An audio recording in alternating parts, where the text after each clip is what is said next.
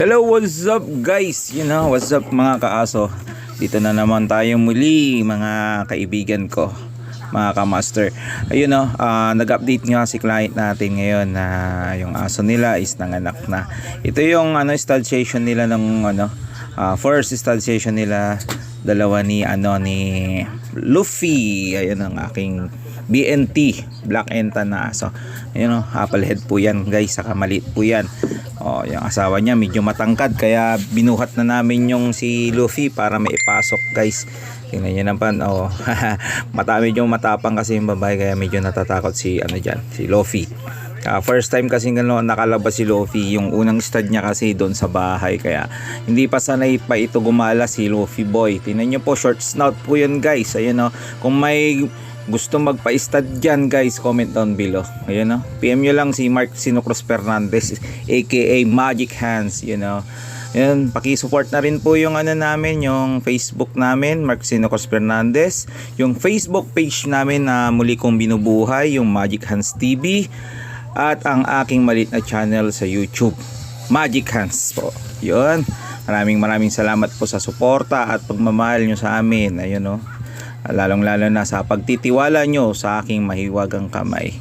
Yan guys, tingnan nyo kung gaano kapogi si Luffy. Luffy pogi po yan. Tingnan nyo po yung ulo nya, isa po siyang apple. Apple lang, saka short snout po yan guys. Tingnan mo, pango yan guys. Kaya magpa-schedule na po kayo, may mga chihuahua po kayo dyan, PM nyo lang po kami guys. Tingnan nyo. Alright, shoutout pa nga pala doon sa may-ari ng dam, yun na si Sir Anthony. Ayun yan dyan po yung Facebook nila.